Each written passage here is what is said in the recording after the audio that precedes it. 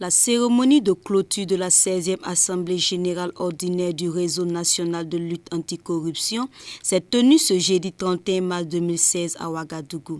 Cette Assemblée générale a permis l'élection de 8 membres du secrétariat exécutif et de 2 commissaires aux comptes.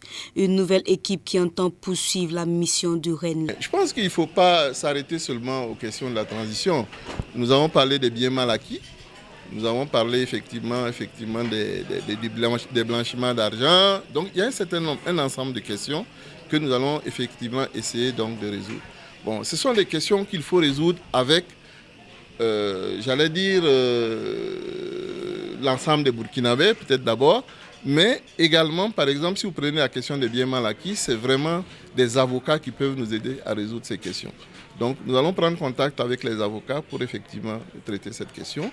Bon, pour ce qui concerne le blanchiment d'argent, nous allons travailler surtout avec les Nations Unies parce qu'eux, ils ont du personnel qui a déjà travaillé sur ces questions pour récupérer effectivement non seulement les biens qui sont mal acquis, mais aussi pour travailler sur le blanchiment d'argent. Lors de cette cérémonie de clôture, le RENLAC a récompensé les lauréats du concours meilleur journaliste d'investigation de lutte anticorruption. Et le premier prix est revenu à Hervé d'Afrique, représenté par un de ses confrères.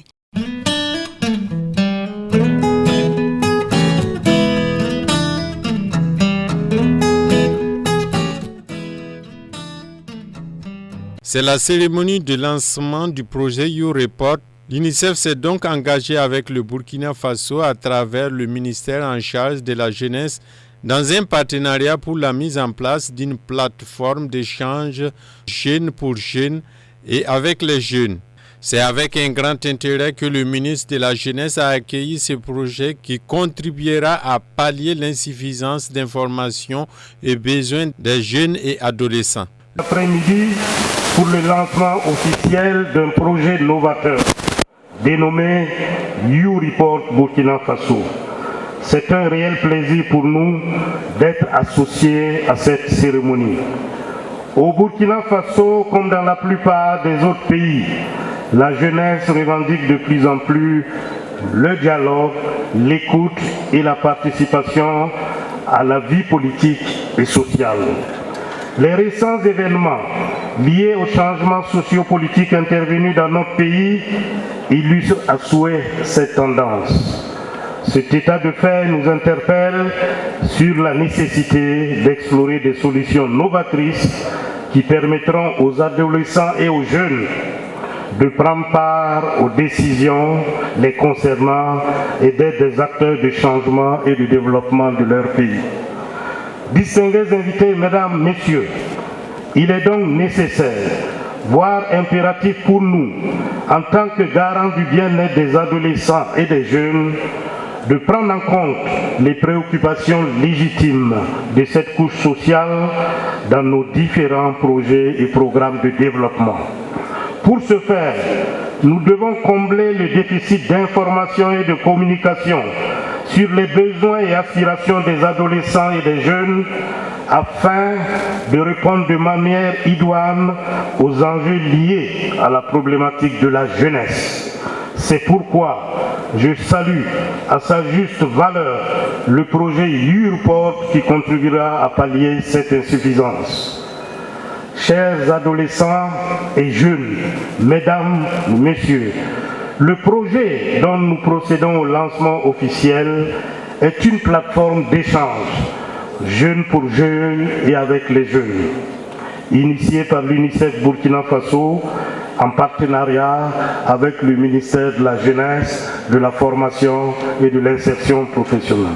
Le représentant de l'UNICEF au Burkina Faso, M. Marc Rubin, le projet YouReport est dans une dizaine d'autres pays. Pour l'UNICEF, il faut que la jeunesse puisse avoir une voix dans les différents thèmes du développement. De lancer le projet YouReport, en fait, c'est une plateforme d'échange pour les jeunes.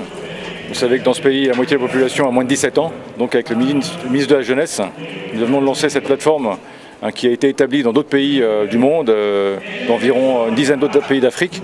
Et ça va permettre en temps réel à des dizaines de milliers de jeunes, qu'on appelle des YouReporters, qui vont eux-mêmes donner leur avis sur différentes thématiques, que ce soit les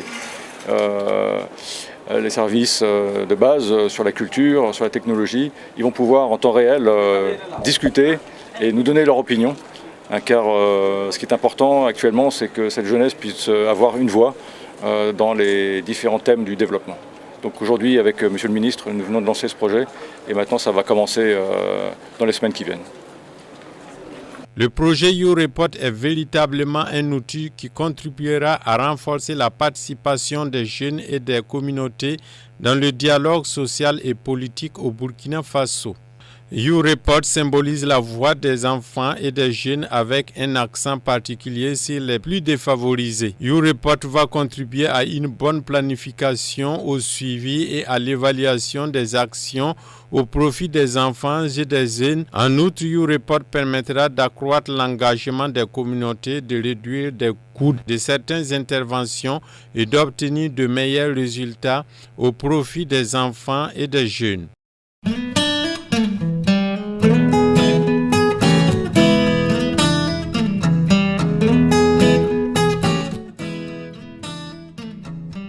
La 5e réunion du groupe international de suivi et d'accompagnement de la transition au Burkina Faso s'est tenue ce vendredi 1er avril 2016 à Ouagadougou. Cette commission qui a travaillé auprès du gouvernement de la transition se lance à nouveau dans une dynamique d'accompagnement du nouveau gouvernement. Nous ne pouvions pas, après l'organisation réussie des élections présidentielles et législatives, seulement tourner le dos à ce peuple et regarder ailleurs. Donc, je pense qu'il y a ici des défis importants qu'il faudra relever et c'est le sens de cette session. C'était donc pour réaffirmer notre engagement aux côtés du gouvernement et du peuple burkinabé pour que, évidemment, nous puissions l'accompagner et l'aider donc à surmonter ses difficultés et véritablement à trouver les financements et les ressources nécessaires, en plus de celles qui sont nationales, pour répondre aux attentes de la jeunesse et de la population. Le Burkina Faso est confronté à de nombreux défis et au Premier ministre de donner les priorités actuelles de son gouvernement. À court terme, ce qui est important, nous sommes tous d'accord, nous avons dans le communiqué qui va être publié, vous le verrez, le Burkina a besoin d'un appui budgétaire, à court terme. Lorsque nous sommes arrivés aux responsabilités de l'État, c'était une situation financière qui était très difficile. Et qui est très difficile. Pourquoi elle est difficile? Parce qu'il y a des engagements qui avaient été pris par l'ancien gouvernement qui n'avaient pas été budgétisés. La situation financière était difficile également parce que nous avons connu une crise sécuritaire qui est liée donc aux attentats qui ont ensanglanté notre pays en janvier et d'autres attentats qui se sont déroulés dans le pays et à des tentatives de déstabilisation qui font que le gouvernement est obligé de prendre des mesures pour assurer donc la sécurité nationale. Le GITSAD prendra maintenant l'appellation Groupe international de soutien à la consolidation de la démocratie et de développement du Burkina Faso.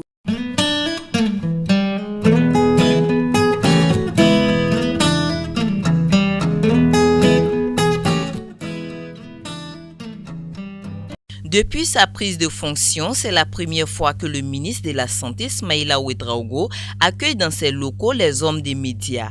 À l'ordre du jour, l'adoption en Conseil des ministres à sa séance du 16 mars 2016 de la mise en œuvre des mesures prises en vue du renforcement de l'assise communautaire du système de santé et la facilitation à l'accès financier des soins au profit des enfants de moins de 5 ans et de la femme.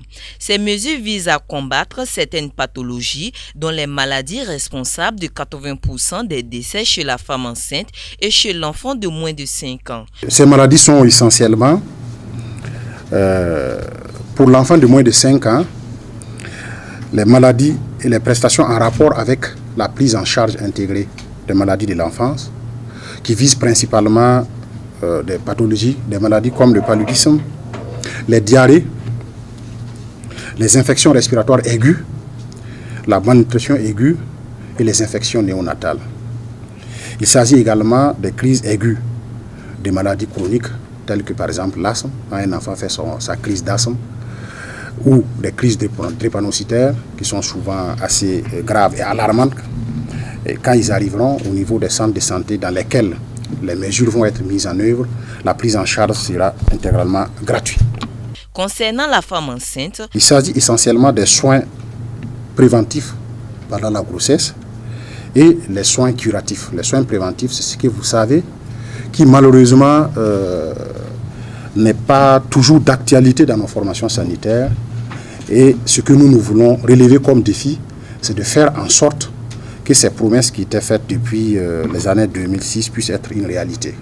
Il s'agit essentiellement de faire en sorte que pendant la grossesse, les risques d'anémie, les risques de paludisme donc, soient diminués à travers une supplémentation des femmes en fer acide folique et un traitement préventif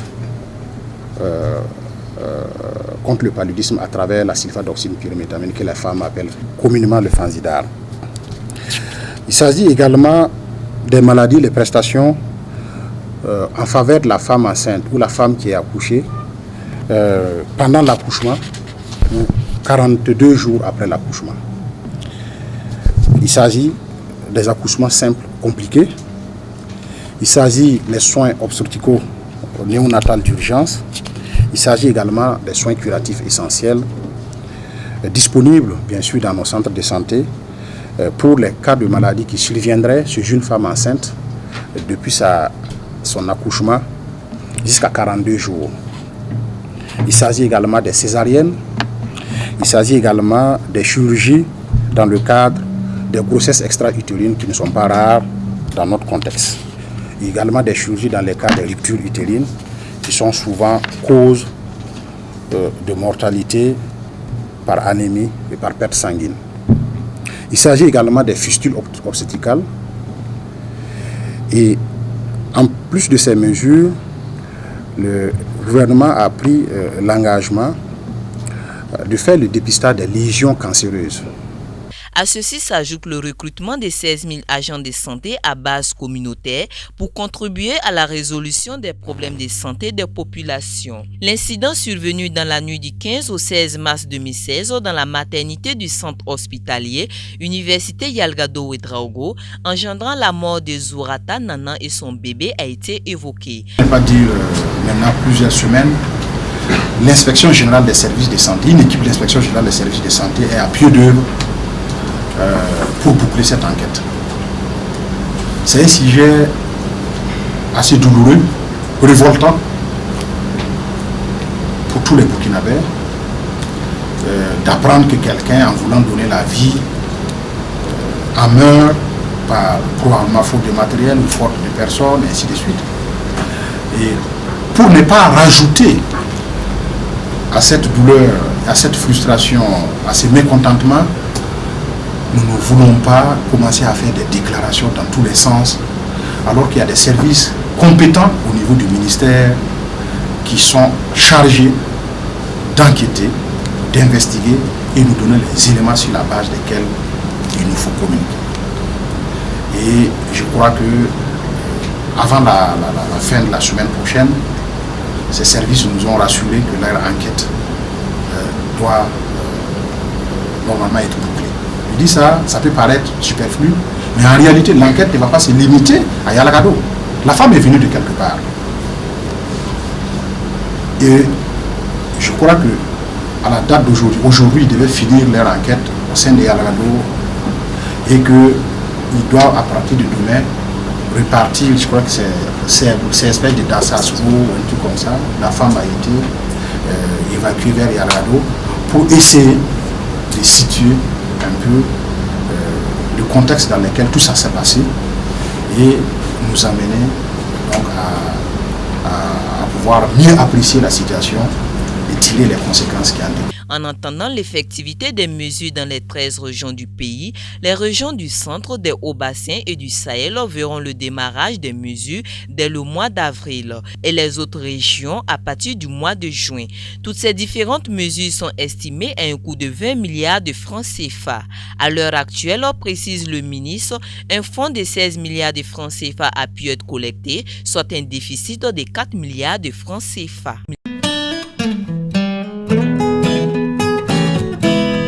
L'ouverture de cet atelier de formation des formateurs des délégués de bureau de vote des partis politiques aux élections municipales du 22 mai 2016 s'est tenue dans l'enceinte des Archives nationales. Le présidium était tripartite, composé de Madame la directrice de l'NDI, le représentant de l'ambassade de Danemark et le vice-président de la CENI. Pour l'NDI, cet atelier de formation des formateurs des délégués des partis et candidats dans les bureaux de vote s'inscrit dans le cadre des stratégies d'observation et de suivi du scrutin que chaque parti ou coalition, chaque candidat met en œuvre pour défendre ses propres intérêts.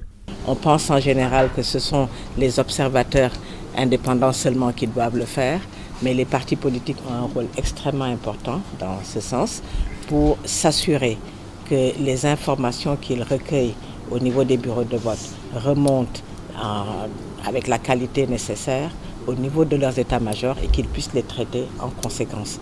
Donc c'est l'aspect transparence des élections, suivi des élections, mais du point de vue des partis politiques. De la même manière, d'autres acteurs travaillent à l'observation des élections par la société civile. Voilà donc l'objet de ces formations qui vont regrouper environ 240 formateurs qui vont en principe devoir démultiplier au sein de leur localité et pour leur parti, au compte de leur parti politique. C'est une formation pratique, une formation de formateurs, c'est-à-dire qu'ils auront les capacités à démultiplier, à rendre compte, à donner également à leurs délégués directement tous les outils nécessaires, ce qu'il faut observer, ce qu'il faut remonter, comment il faut le faire sur la base du code électoral et sur la base des dispositions légales qui sont en vigueur au Burkina Faso. Le représentant de l'ambassade de Danemark se réjouit d'avoir pu accompagner le processus démocratique du Burkina aux côtés de ses homologues partenaires techniques et financiers, entre autres l'USAID. En effet, avec l'USAID, NDI a réalisé une multitude d'activités avec les partis politiques et la société civile pour renforcer leur participation de façon efficace à des élections transparentes et inclusives. Cet appui de l'ambassade de Danemark à travers le NDI a soutenu le cycle électoral allant des élections présidentielles et législatives aux élections municipales qui vont se tenir le 22 mai prochain. Le vice-président de la CENI, grâce à l'NDI et l'ambassade royale de Danemark, cet atelier de formation vient regorger les soucis de la CENI qui est d'organiser et assurer des élections libres et transparentes. Au niveau des bureaux de vote, nous avons certes les observateurs nationaux et internationaux, mais nous avons également les délégués des partis au niveau des bureaux de vote. Et dans ce souci, que le NDI, accompagné par l'ambassade du Danemark, a bien voulu initier cette formation qui va renforcer la capacité de ces observateurs-là afin qu'ils aient un comportement citoyen dans les bureaux de vote. Cet atelier a réuni 240 formateurs provenant de différentes provinces et une douzaine de partis politiques et la formation sera répartie en 4 sessions.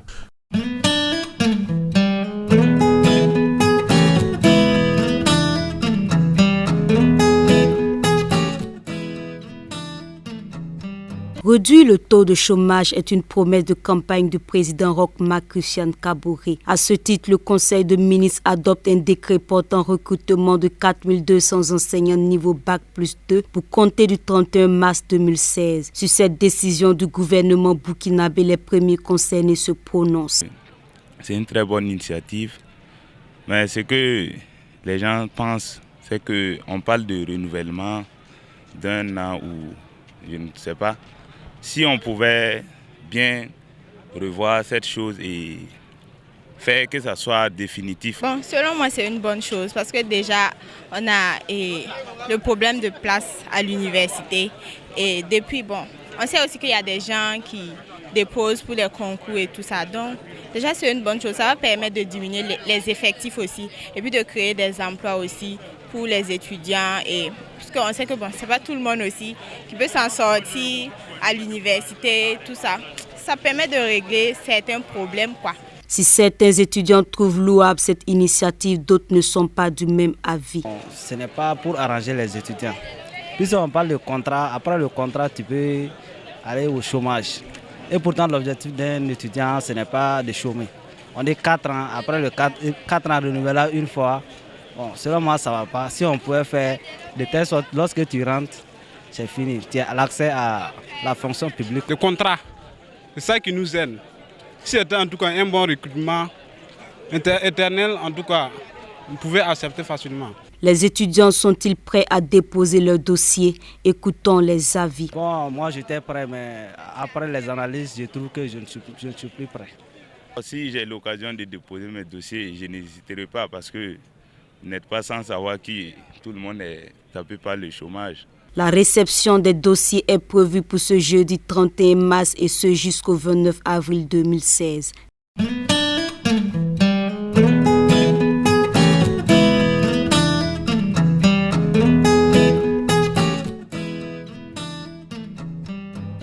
Nous avons sollicité une audience avec son Excellence, Monsieur le Président de la République, pour d'abord présenter notre soutien, pour lui dire combien nous avons été affligés par ce qui vous est arrivé, par ce qui nous est arrivé avec ce que vous savez. Nous avons également parlé bien sûr de la bourse, puisque c'est ce dont nous nous occupons. La bourse, grâce à Dieu, se porte très bien. Vous savez que la BRVM a eu la plus grande progression en Afrique cette année, plus de 17%.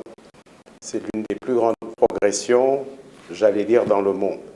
Ça veut dire que l'institution se porte très bien, mais nous avions besoin des conseils du président pour les grands chantiers que nous souhaitons lever, sur lesquels nous souhaitons nous concentrer. Le premier, c'est comment organiser les petites et moyennes entreprises. Le deuxième chantier, qui est, j'allais dire, aussi important, c'est de voir comment nous allons faire pour mobiliser l'épargne de la diaspora. Et vous le savez, vous avez une diaspora qui est très dynamique et il est bon que nous essayions de voir comment fédérer ces énergies-là, fédérer tout cet arsenal de contributions financières qu'elle fait autrement, comment organiser cette manne-là pour qu'il puisse, j'allais dire, avec beaucoup plus de méthodes, entrer dans le développement de nos pays. Donc pour nous, il est important que nous puissions voir comment émettre des obligations pour la diaspora, pour leur permettre de participer avec beaucoup plus de vigueur, peut-être plus de méthode, au développement de nos économies.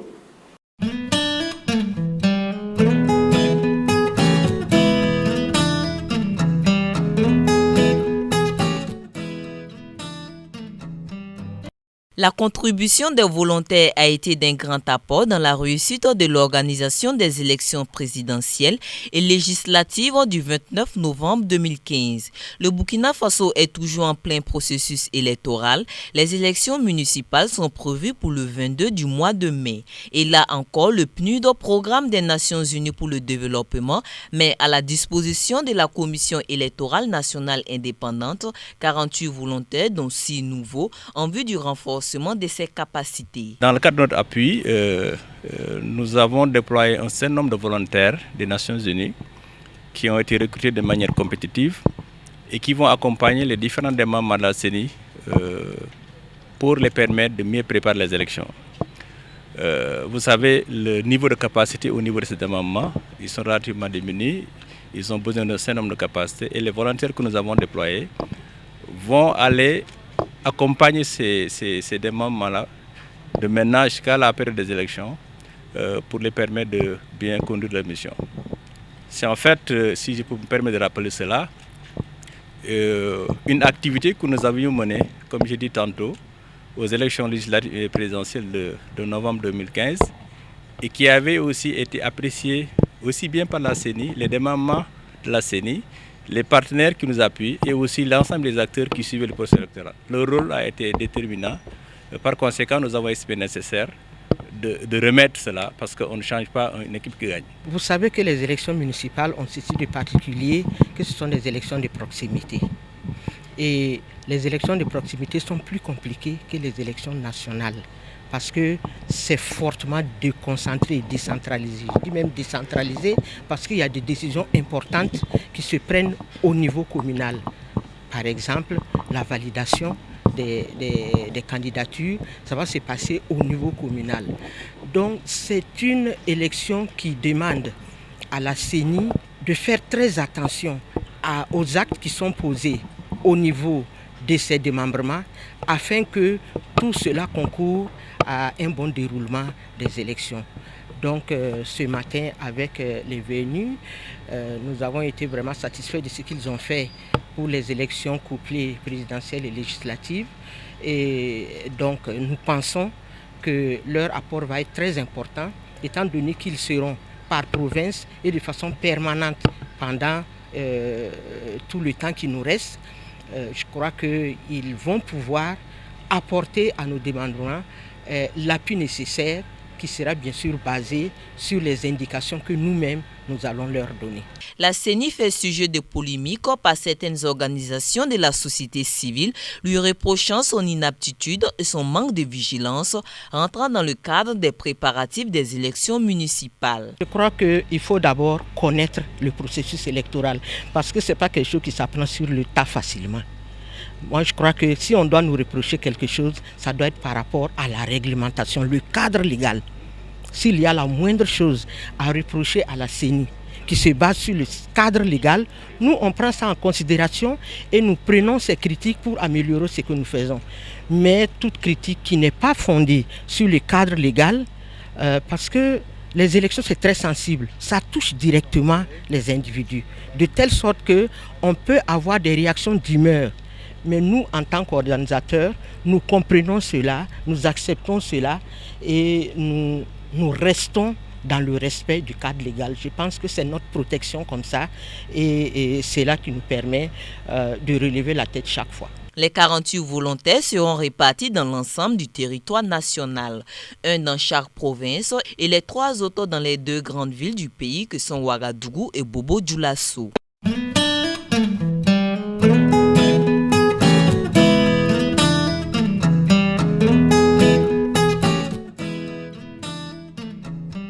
Conscient du rôle important des médias dans le changement des mentalités du fait de leur proximité avec les populations, le Fonds des Nations Unies pour la population et le quotidien The Guardian ont initié le prix Efwa d'Orkeno du nom de cette combattante ghanéenne qui a consacré 30 ans de sa vie à la lutte pour le bien-être de la femme et de la jeune fille. Ce prix vise à stimuler les productions d'œuvres journalistiques pour la sensibilisation des populations en vue d'une éradication complète des mutilations génitales féminines dans nos sociétés.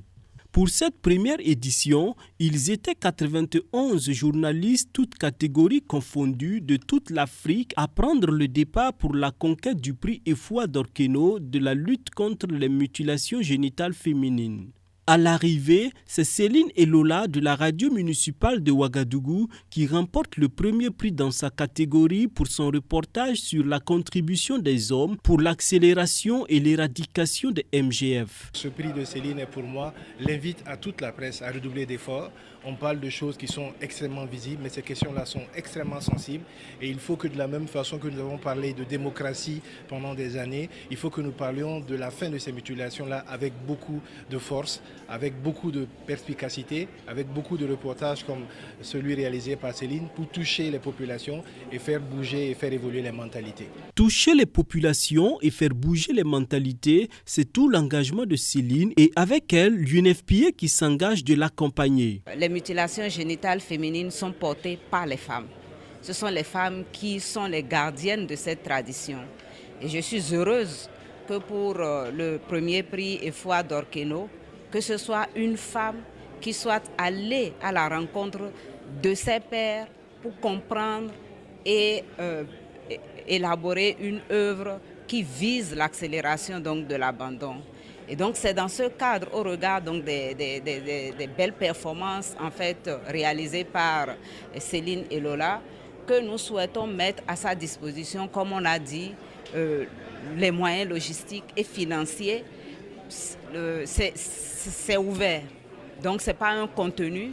En fonction donc de ce qu'elle aura choisi comme thème et de ce qu'elle aura choisi comme œuvre à réaliser, nous allons l'accompagner du début jusqu'à la fin, de manière à ce que cela soit une réalité et que peut-être cela la porte aussi vers d'autres horizons que nous allons célébrer également un autre jour. Au-delà de la joie du travail bien fait et reconnu à l'échelle internationale, c'est une lauréate qui entend parler davantage dans les oreilles des populations des villes et campagnes pour qu'enfin cesse cette pratique criminelle sur l'autre moitié du ciel. Il me tenait à cœur de voir cesser la pratique de l'excision dans mon pays. C'est une pratique qui perdure et quand on cesse de parler d'une pratique néfaste, elle ressurgit et il ne faut pas pour moi cesser d'en parler. C'est pourquoi j'ai choisi de traiter ce thème et plus de mettre l'accent plus spécifiquement sur le rôle des hommes dans cette lutte-là. C'est vrai que c'est une cause, c'est un problème plus féminin, mais il y a des hommes qui se battent également aux côtés de ces femmes-là pour que la pratique-là puisse cesser dans notre pays. Selon l'enquête démographique et de la santé en 2010, ce sont 76% des femmes de 15 à 49 ans et 13% des filles de 0 à 14 ans qui sont touchées par l'excision. Face à ces chiffres alarmants, l'UNFPA entend lancer de concert avec le gouvernement de Burkina Faso un prix national pour encourager les journalistes qui se seront illustrés dans la production d'œuvres visant à accélérer l'éradication des MGF.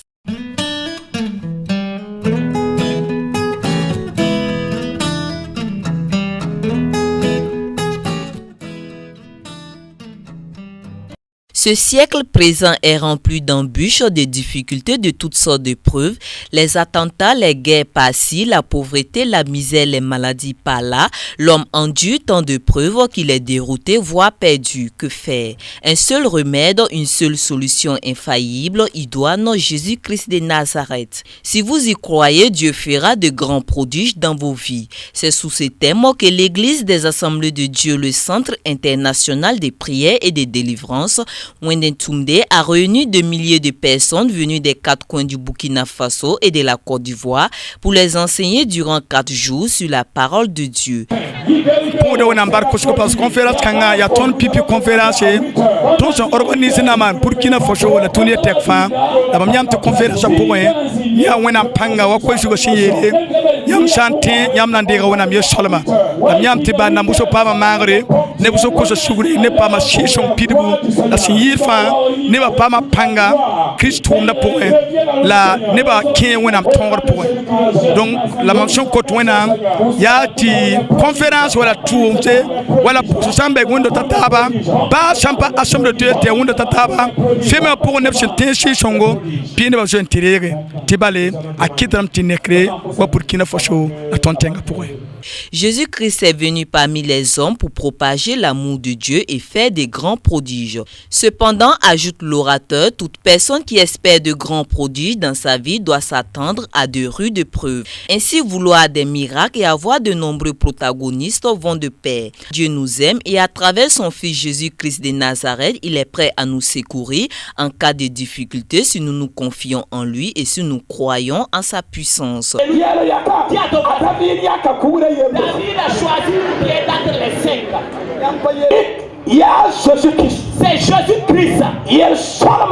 Le prodige, celui-même qui opère des prodiges, que David a choisi et mettre dans sa fronde. Alléluia! Alléluia! Alléluia! Alléluia! David a mis les prodiges. David a mis les prodiges. Et David a commencé par la puissance du Saint-Esprit à prier. Et il faisait tourner sa fronde. Écoutez très bien.